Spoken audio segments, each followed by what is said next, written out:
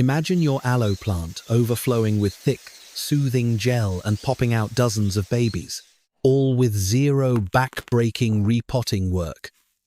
No heavy lifting, no messy soil bags, no wrestling with root balls. Just a happy, productive plant that takes care of itself. Wait until you see secret number 3. It completely defies everything you've ever been told about giving your plants room to grow. Now, if you're like most folks, you probably think repotting is just part of responsible plant care. You see roots poking out the bottom, you panic, you grab a bigger pot, and you spend your Saturday afternoon covered in dirt. But here's the thing. With aloe, that entire routine is not just unnecessary, it's actually working against you. Let me show you 3 simple secrets that will save your back, save your time, and give you the healthiest aloe you've ever grown. Secret number 1. The deep pot trap. You might think a big, deep pot gives your aloe's roots room to breathe, but you're actually building an artificial swamp that's drowning your plant. Here's what to do instead. Keep your aloe in a shallow, wide pot. If you absolutely must repot it, choose a low, bowl-shaped container, never a tall, deep bucket. Think of an aloe plant like a short person wearing shorts. Its roots like to stay right near the surface. If you force it to wear long pants, meaning a tall pot, the bottom of those pants will just collect stagnant water. If your plant sits in that wet fabric all day, it's going to get trench foot. Here's why this matters. Aloe plants evolved in the desert, so over 85% of their roots live strictly in the top 2 to 6 inches of soil to catch light rain. If you use a 12-inch deep pot, the bottom half creates what's called a perched water table. It's a dead zone where humidity stays at 90 to 100% and oxygen drops to 0. Your roots can't breathe down there. They just sit in that soggy, airless muck and start to rot. So what does a shallow pot do differently?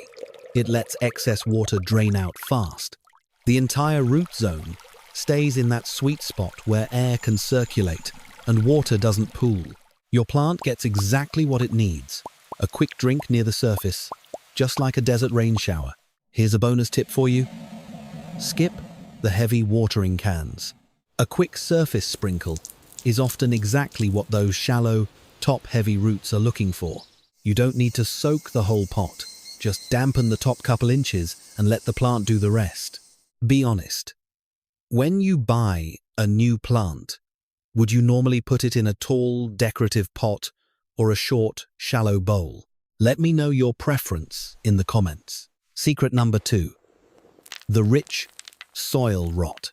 Adding lots of rich, dark potting soil to a giant new pot is actually the fastest way to poison your plant. I know that sounds backwards. We've all been taught that plants love rich soil, but here's the lazy action that will save you time and money. Do not upgrade your pot size just because your plant looks healthy. Leave it exactly where it is. Think of it this way. Giving a small root system a massive pot of soil is like cooking a 10-person Thanksgiving feast for one baby. The baby can't eat it all. The leftover food rots, and it attracts nasty bugs. Same thing happens in your pot. When there's too much empty, unused soil in a pot, the water just sits there and pushes out all the oxygen. In just 48 to 72 hours, this suffocating environment causes root-rotting fungi to multiply by the millions, turning your healthy plant roots into black mush.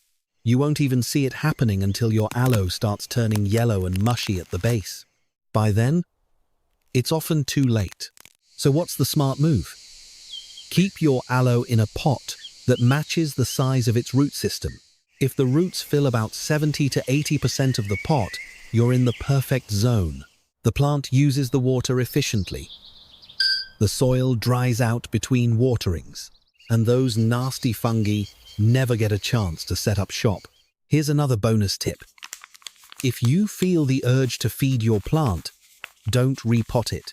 Just drop a tiny spoonful of dry compost onto the very top layer of the old dirt and let the watering do the work.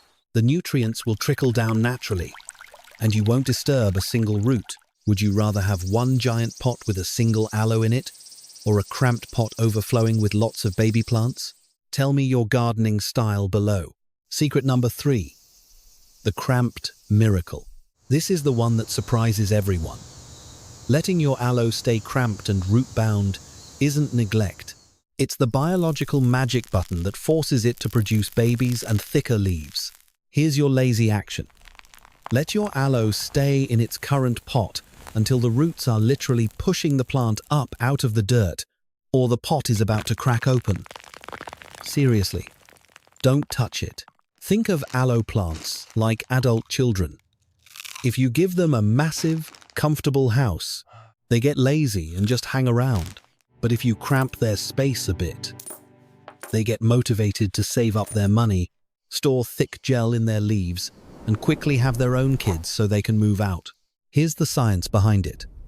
When aloe roots hit the walls of a tight pot, it creates what's called healthy stress. The plant stops wasting energy growing roots and shifts its hormones to survival mode.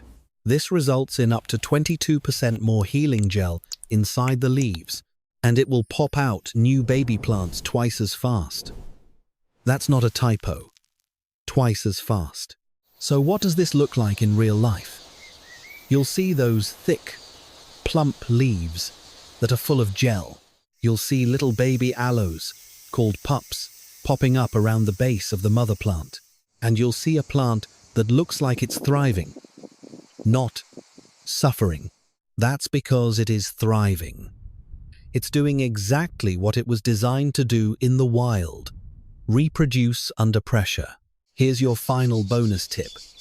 Ignore the roots peeking out of the bottom drainage holes. That's a sign of a highly productive, motivated plant, not a cry for help. If you see roots coming out the bottom, just smile and leave it alone. Your plant is working hard for you. So let's recap what we've covered today. First, ditch the deep pots. Keep your aloe in a shallow, wide container where its roots can stay near the surface and breathe. Second, stop upgrading to bigger pots with rich soil. You're just creating a swamp that will rot your roots. And third, let your plant get cramped. That stress is what triggers thick leaves and lots of baby plants.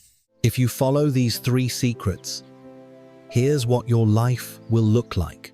You'll have a gorgeous aloe plant that produces more gel, more babies, and requires almost zero maintenance.